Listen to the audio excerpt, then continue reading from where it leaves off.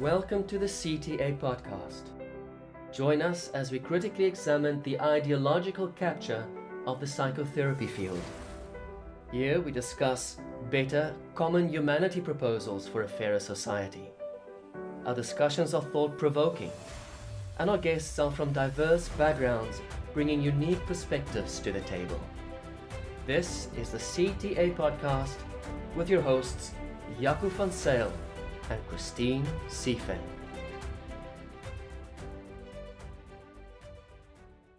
Good afternoon, everyone. We are delighted to have as our guest today Nick Opyrchal, and this still forms part of the promotion of the book, Cynical Therapies, Perspectives on the Anti-Therapeutic Nature of Critical Social Justice. So Nick is a UK-based psychotherapist in private practice. He practices from a transpersonal psychotherapeutic perspective. He's currently busy with his PhD, researching the meeting, I won't say the intersectionality, the meeting between transpersonal psychology and identity politics. With his previous thesis, he researched the similarities between transpersonal psychology and Lacanian psychoanalysis, and he has a special interest in ecotherapy. His chapter is titled Psychotherapy, Ideology, and the New Aristocracy. And Christine and I, before we started our session, we just had a bit of a chat.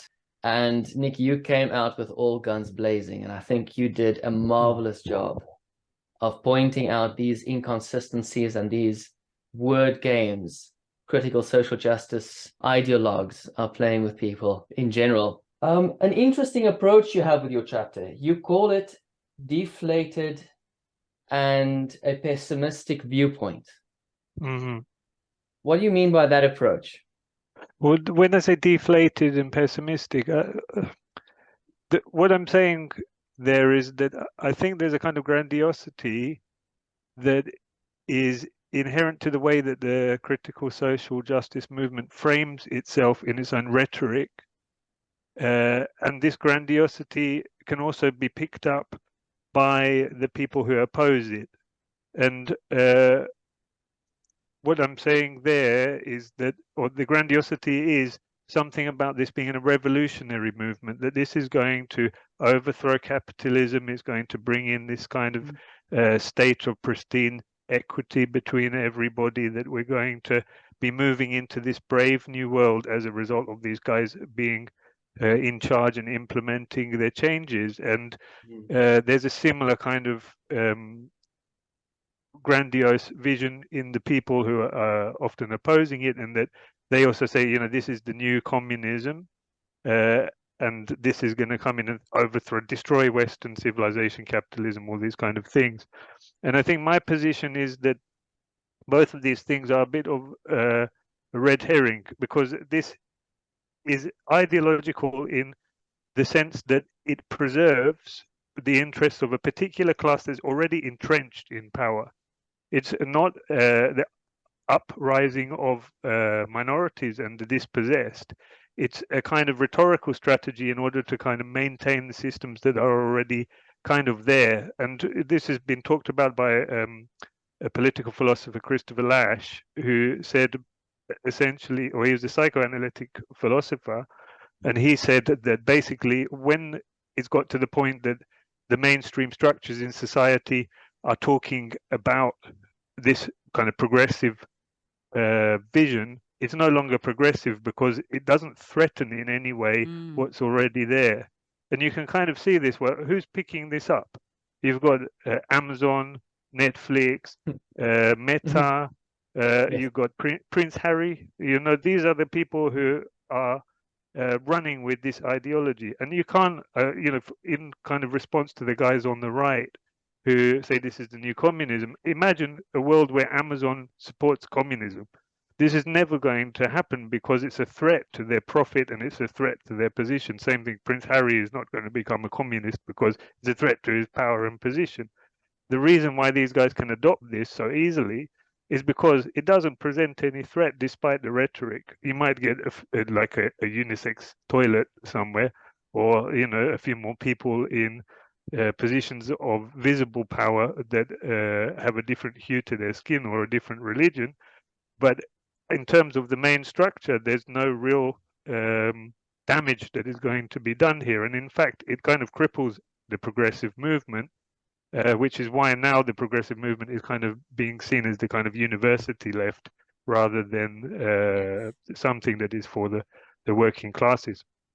And so this was the kind of first part of my chapter, really, is that I'm saying that this is ideological in both the sense that a theorist called Eric Vogelin, a political philosopher Eric Vogelin, who I saw James Lindsay has recently picked up, but he said that ideology is kind of like a self-referential system. It's a tautological system that stops things from moving forward and stops questions from being asked in society. It provides an explanation, and it, I mean, the other way that I was conceiving it in the chapter is actually kind of quite akin to Marxism, that there is a way in which an ideology is a kind of system that justifies the dominance or continued dominance of a particular class. It allows a reproduction of the dominance of a particular class with relation to kind of the power and economics in the society. For our listeners who aren't so entrenched in the field, right? And that's part of what you just talked about, is there's these concepts are sort of elevated to the university levels now. That's kind of where think tanks and things are happening. The people on boots on the ground, right, essentially, who are making our economy work and our lives work and who are producing things, are not the group that necessarily even understands or has heard of or knows anything about what all of these concepts are. So kind of keeping that in mind, we wanted to reach out to them in a way through this podcast so they can understand when these words are thrown around, what's behind them. And you kind of right away jump into what separates critical, quote unquote, forms of psychotherapy from ideological psychotherapy. So I'm just wondering if you can just give a little bit of a definition for people that don't hear those words to them, maybe are interchangeable, or maybe they don't understand how they connect, but just a bit of an overview about that and what you mean by critical versus ideological. Well, this is something that I'm going into mainly because the word critical has been kind of appropriated by this critical social justice movement. And I'm saying that, in fact, this movement is ideological. And what that means is, again, it has this closed tautological, meaning self-referential system of thought or logic within it. So it refers back to its own premise when it interprets the world. So I'll give this example. The political philosopher Slavoj Žižek, he talks about this in regard to anti-Semitism. He's a left-wing philosopher, but he gives this example. He's a Marxist, but he's quite a interesting Marxist, and he gives this. He gives this example for anti-Semitism. I'm kind of paraphrasing here a bit, so I might miss some of what he says. But he says, in the ideology of anti-Semitism, the person will say all Jews are sneaky. And then in opposition to that, someone will say, well, I have a Jewish neighbor. He's lovely, and, there's nothing sneaky about him.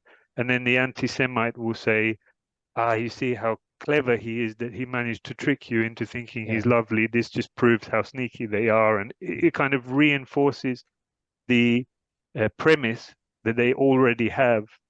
And you can see this exact logic in this critical social justice movement, where, say, for instance, they have Robin DiAngelo's idea of white fragility. So the idea with that is, you say, you're racist because you are a white person. And the white guy says back, no, I'm not racist because this is this.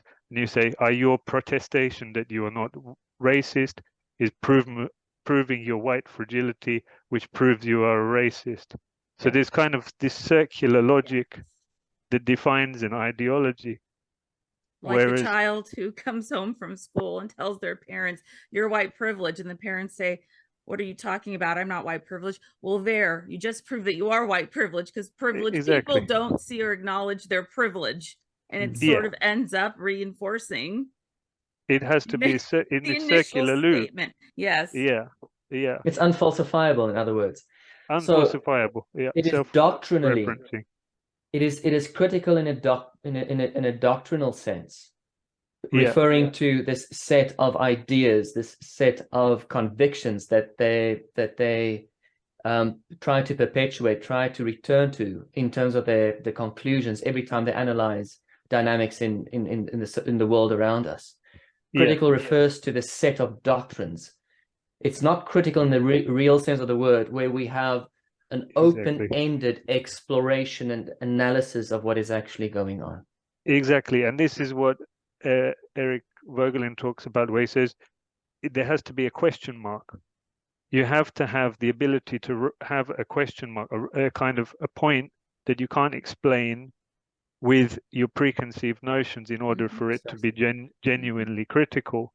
Whereas with these this movement, there is no question mark. There is no space for a question mark. Everything is already predefined. For instance, even if a black person says, "I oppose this because da da da da da," then the critical social justice will say, "Okay, they have internalized whiteness." So there has to be this kind of way in which the hoops are jumped through to make this idea that you can only oppose this through a desire to preserve white power or hetero power or whatever. It has to kind of conceive of any interaction in that way. And I think that there's something about therapists that make them quite vulnerable to this, because, you know, most of your listeners are going to probably be thinking, "Oh, therapists, they're really critical thinkers." But often, you know, okay, you're laughing already with me saying this. I can see you've met a lot of therapists. But often what happens with therapists is they're good at applying heuristics. So they're good at going, "This means you want to have sex with your mom." Yes. Okay, so when I meet the next person who says this, they want to have sex with their mom. Okay. And I'm kind of parodying it a bit, but you understand what I mean. They're not necessarily deep critical thinkers. Yeah. There's this kind of way in which an authority gives them an explanation, and then they kind of spam it ad nauseum very easily. Yeah. You know? I found myself as a professor parroting, if I'm going to be honest, in my own experience. You know, I left teaching for this many reasons, and I spoke about that, but that was a piece that I actually found myself susceptible to. With as much knowledge as I had, as much awareness as I had about all of these ideologies, I found myself parroting some of those very same statements. And it became a function of, or the conclusion or outcome, I should say, out of being immersed in it so much so by all of these deep thinkers, or people that I was sort of, I guess, told were deep thinkers and the holders of this intellectual kind of structure of thinking, and I needed to adopt it. And I did. I didn't believe it, however, but I said it. And I think that was more dangerous, is that these therapists, a lot of the time, I think, I'm going to go on a limb here, are sometimes parroting what they're hearing or what they're pushing without understanding the implications, the origins, or the impact of what it is that they're actually doing. And it leaves us very vulnerable in that way. There's a lot of you know, sort of this, you know, competition in a sense of who's going to be the bigger thinker and have the better ideas in academic institutions, I can say, in my experience. So for this to happen, the susceptibility, the vulnerability that therapists may have to fall into this trap, I can honestly say I experienced it as a professor even. And that's kind of one of the things that inspired me to write the chapter was, I originally was in a 9-year therapy with someone who was very immersed in this ideology. And this was a long time before Brexit, Trump, all of these kind of big populist emergencies. So long time before Black Lives Matter movement became popular. And it was going through that I kind of realized, okay, so, there are these ideological presuppositions in here that I need to pick apart. And when I went to start my doctorate, all the therapists who I was talking to, including people who are supposedly like really political therapists, politically aware therapists, were saying, no, this isn't an ideology. This is just, a kind of value neutral way of looking at the world where everyone has their own intersectional position. And I was saying, well, I've read the books. I've read Hill Collins and Crenshaw and people like this, and they say that this is not value neutral. They say that, unless this is a kind of political activism, it doesn't count as intersectionality. And the therapists are kind of going, and kind of panicking a bit because they haven't read, I think, a lot of this stuff, or they have a vested interest in pretending that it's value neutral, which would be more cynical, and I kind of would prefer maybe they haven't read it explanation. Right. But apart from the rhetorical strategies that they employ, which is possibly one of the clearest indications of this thing being an ideology, a type of doctrine, totalizing position that they're taking, a worldview of a specific kind, would be the prohibition against asking the wrong questions. So in other words, they restrict the domain of permissible questions, which would be a further sign or evidence of it actually being an ideology as opposed to a critical exercise that they're actually employing. Yeah, you would be welcoming questions if this was a critical exercise. I mean, if you don't welcome the question, if you use an ideological rhetorical tactic in order to prescribe questions, then you can't really use the label critical in an honest way, because you're not engaging with what could potentially transform your way of thinking or destroy your way of thinking. And I think that this is part of what makes this viewpoint so opposed to the psychotherapeutic kind of enterprise. That the therapeutic enterprise can lead you anywhere, really. And you have to engage with so much that might be prescribed by this ideology. And that is where we get the psychoanalytic idea from, where the psychotherapeutic frame needs to be without memory or desire. To just to remind us of our positionality in the psychotherapeutic space, where we truly explore, as opposed to having these preemptive answers ready to almost pounce upon our client with. Yeah, absolutely.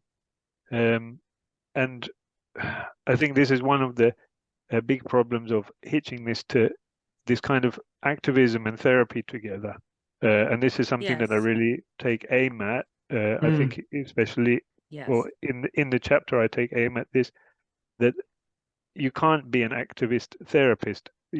Activism is to promote particular political ideology into the world. That's your aim. Therapist is to explore, obviously different for each therapy, but there is already an aim of therapy, and these two things don't overlap.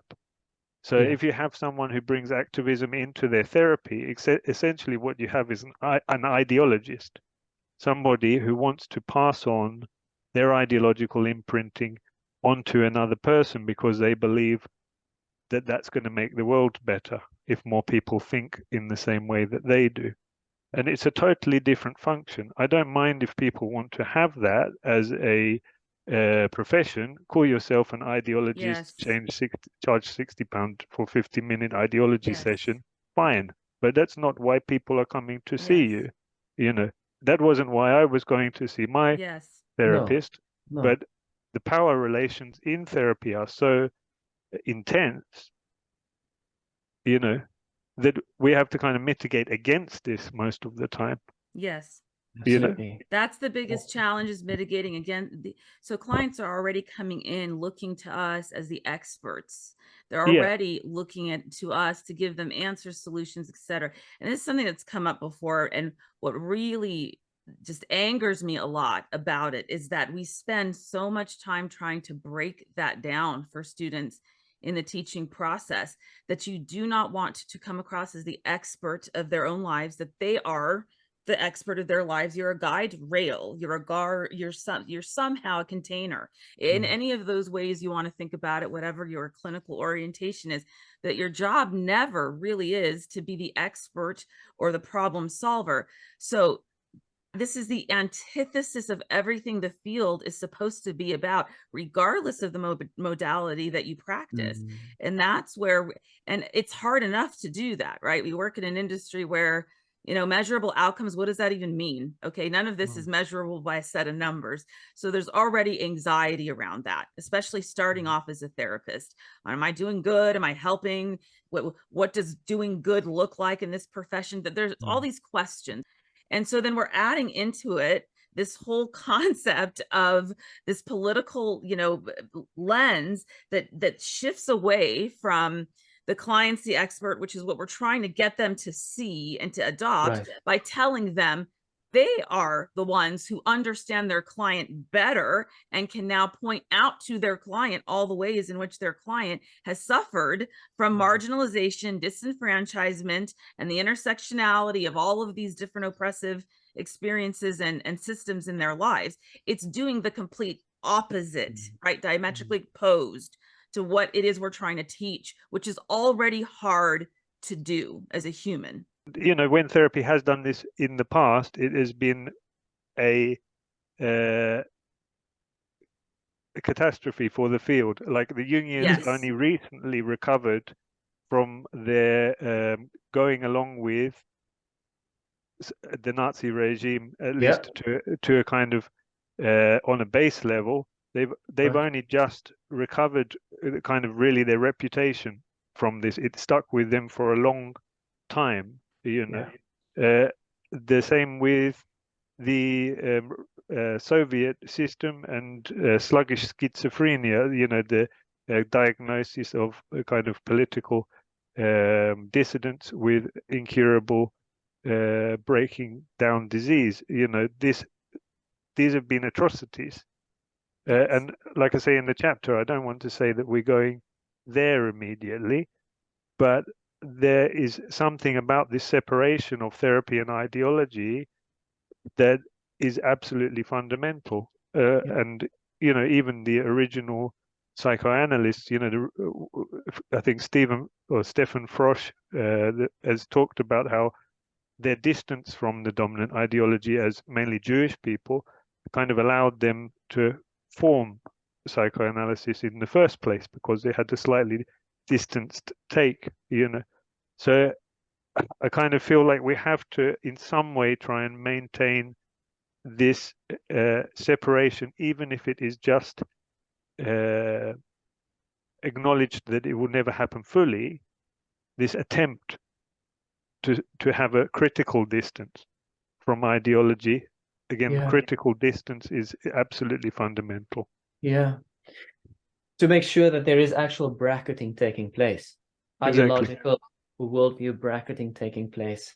And while you were talking like that, I was thinking about the history of specifically psychoanalysis, and Freud, obviously by virtue of his being Jewish, was not in favor of Nazism, whereas under Goering, that did not happen. So psychoanalysis got Nazified under the Third Reich. But then there was also the infiltration of ideologues in the form of Wilhelm Reich, Erich Fromm. I actually enjoy Erich Fromm's writing, Otto Fenichel, who were actually Marxists, and Freud was quite clear that psychoanalysis needs to be ideology free, and he was critical of their espousing or endorsing the Marxist worldview. And again, under the USSR, certain psychoanalysts were very comfortable under that regime because they were Marxist. So there was Marxification of psychoanalysis. There was Nazification of psychology under the Third Reich.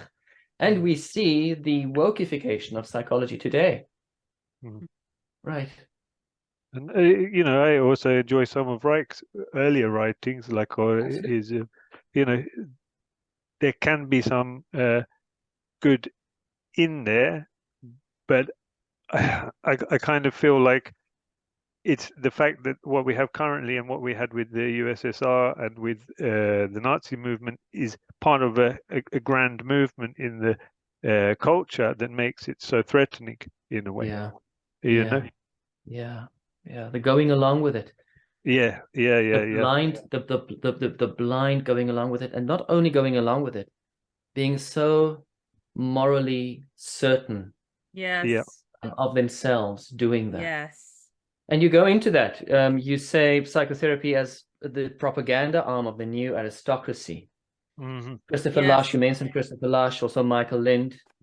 Yeah, and Michel Foucault as well. I'll bring him in there because he talks about psychiatric power, and this is kind of what Lasch and Lind also talk about, in that people who are making political decisions which are unfavorable to the kind of upper middle class kind of woke elite there are increasingly being met with pathologizing, with the insinuation that they can't make these kind of decisions based on a kind of a moral or personal choice, but they make it because they have in some way a flawed psychology. Yeah. So, if Lind, I think he talks about a quote from Hillary Clinton, which was something like, all of Trump's supporters are xenophobes, homophobes, racists, something along those lines. And it's all in reference to personal character of the voter. Yes. And this also happens with wokeness. I know, Jacko, I think you've talked about narcissism in wokeness. And what you notice with the kind of critical social justice is that their ideology is sometimes defended by reference to the harm that it causes the individuals listening to it. So you can't disagree with it, again, on a theoretical level or as a critique from a kind of intellectual level because you have a different worldview. Because if you do, it's like you are doing harm to me. Yes. And it's like a vulnerable narcissist.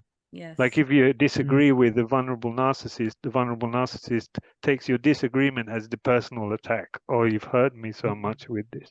And it's kind of the same thing. If you disagree with this kind of critical social justice, it's framed as you are hurting minorities.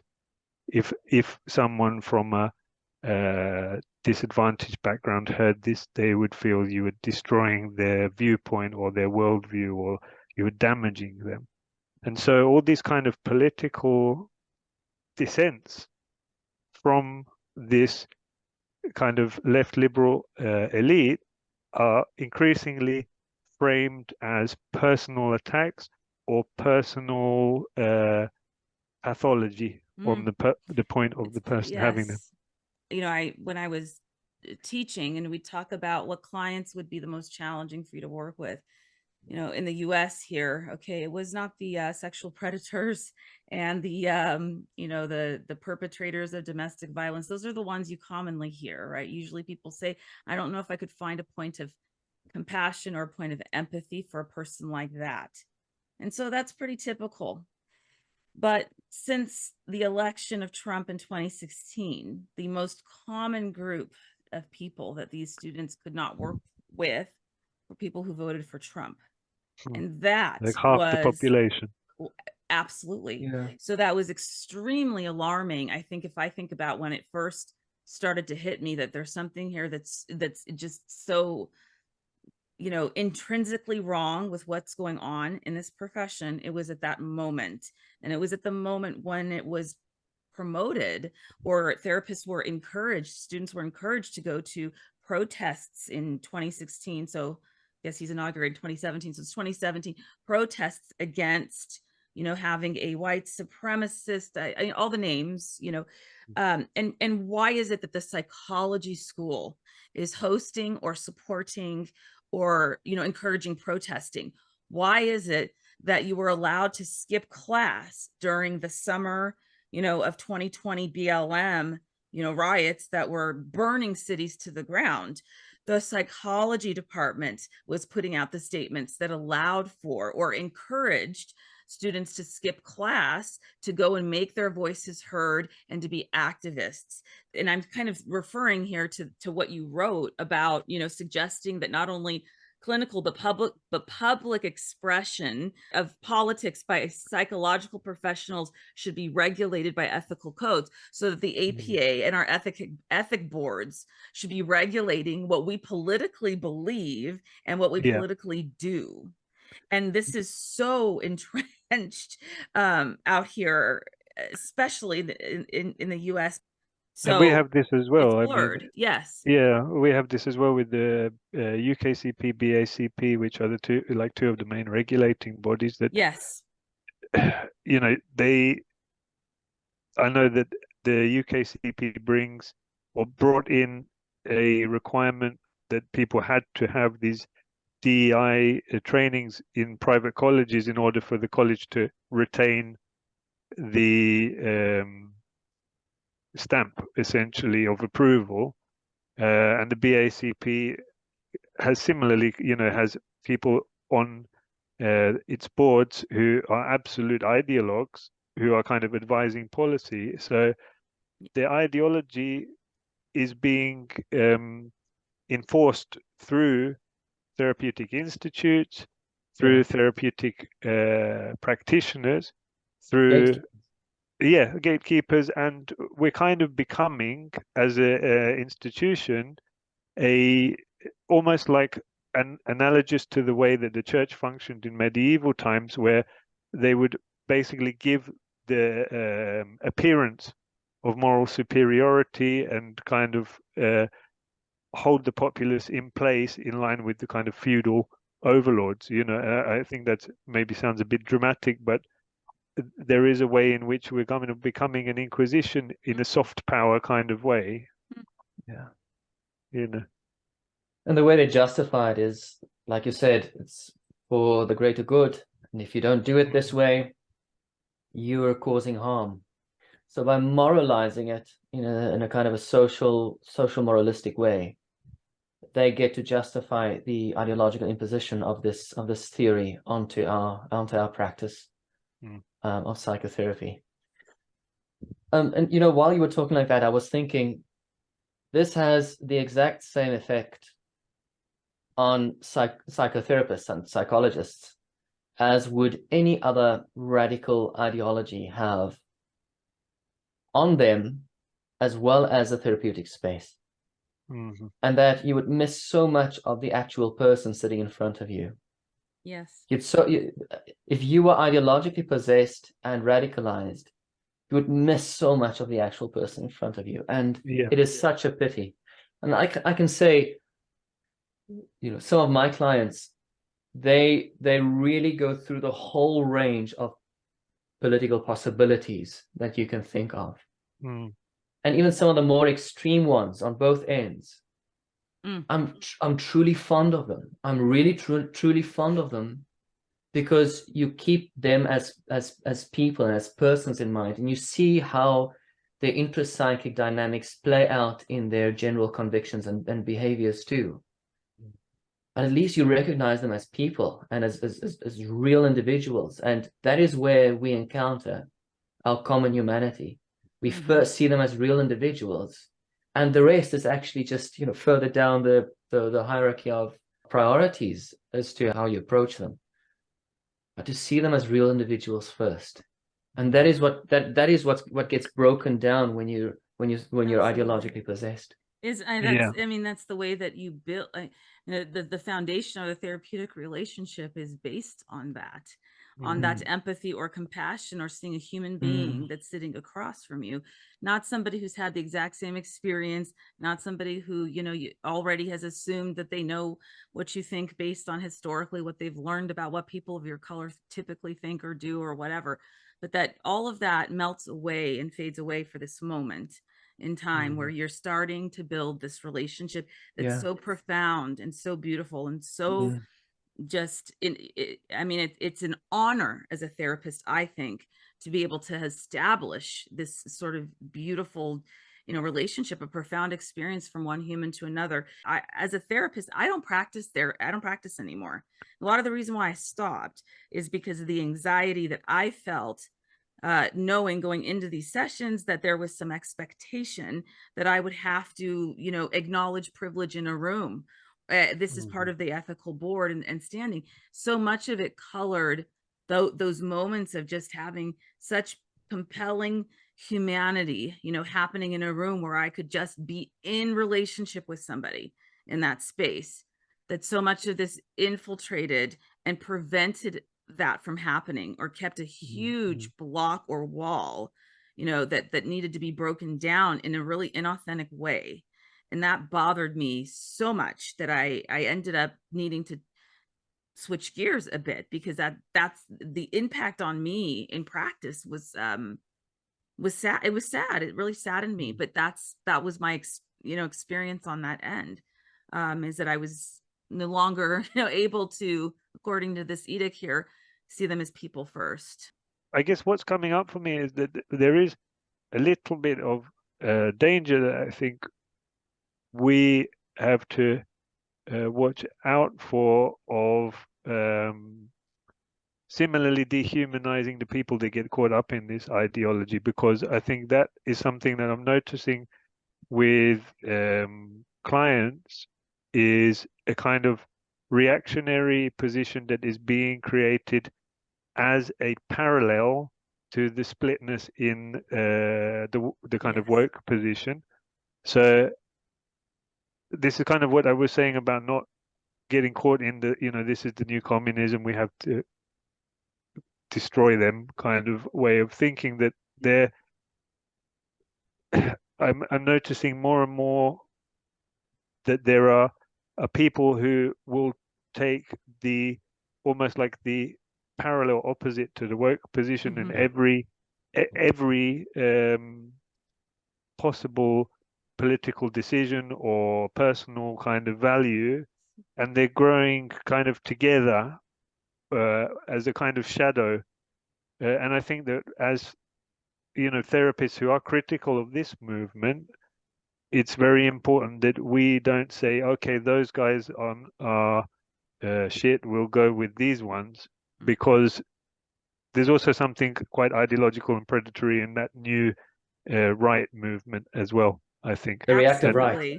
Yeah, absolutely. Like a reactive right. And I think that's part of what the woke guys kind of want as well. They would love. They want to stir that up. Absolutely. Yeah, they would love for us to kind of throw in with those other guys, because then they have a kind of concrete binary where they're the good and then these are the bad, or these are the bad and these are the good, and you get this kind of split increasing. So I think, as tempting as it might be, that in retaining this critical stance, we don't go into this new reactive right ideology that is being offered as an alternative. Yeah, that's very important. Absolutely. In other words, in your process of fighting the monster, not becoming the monster yourself. This applies to all of us. Yeah. And this regressive group narcissism is something we all as humans are susceptible to. Yeah. Unless we're acutely aware of it. It requires a great deal of restraint. I mean, and that's one of, you know, to recognize the ways in which I can and cannot restrain myself is my own ethical and moral duty to myself before even making a decision career-wise about how to move forward.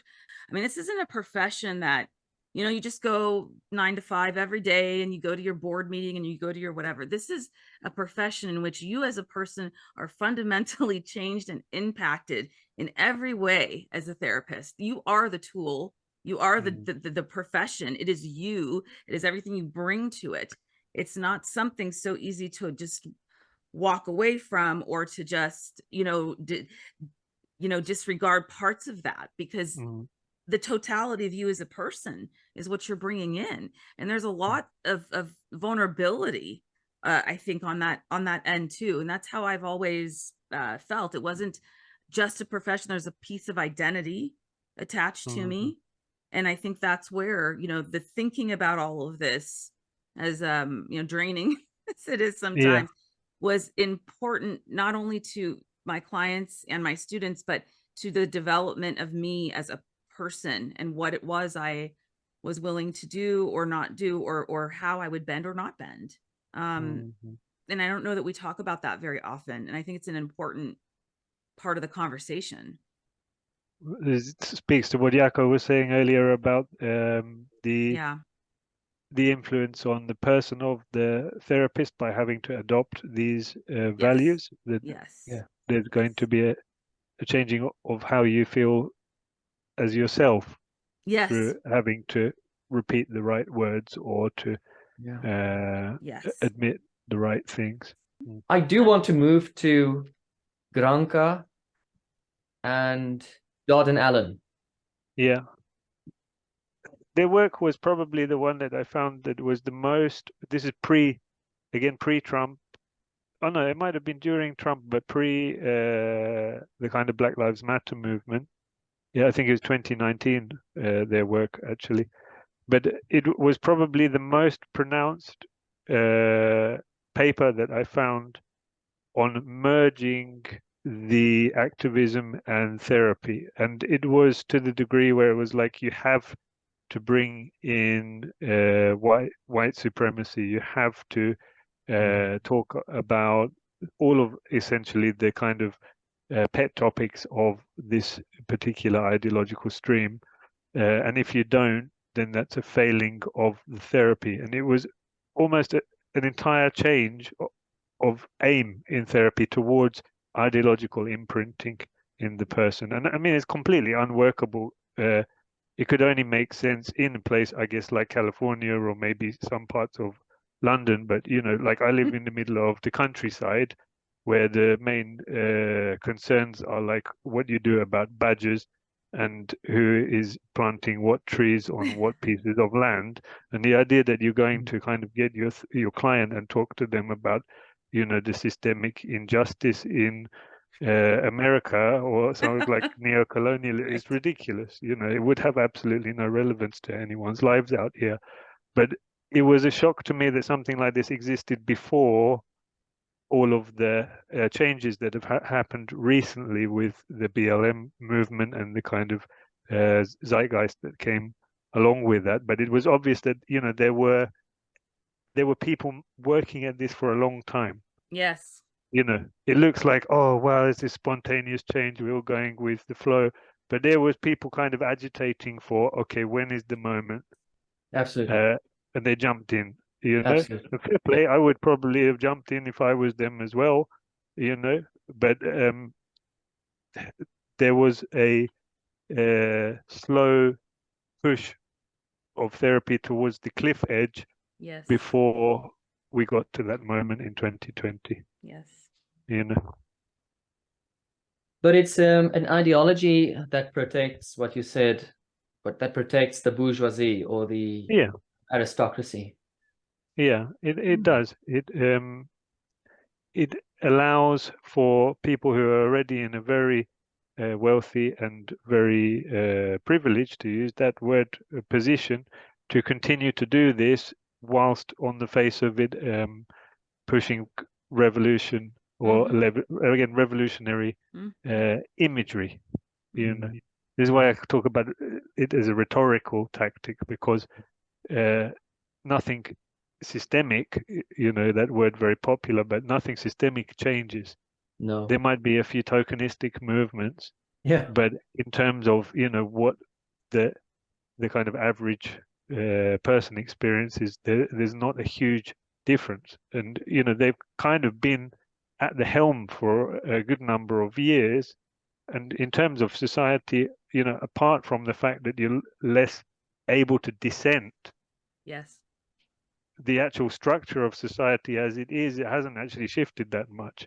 So it's just like we're doing the same thing as we always were, but we're just less likely to actually protest about it, you know. And that's the way I feel about this. Which makes this whole enterprise rather deceptive, rather fraudulent. Yeah, very fraudulent. But Fraudulent. gratifying on a narcissistic level to the people that adopt it, you Yes. know. And again, you see the most, there's, you know, real people in Oxbridge universities, Russell Group universities, Ivy League universities, they really love it.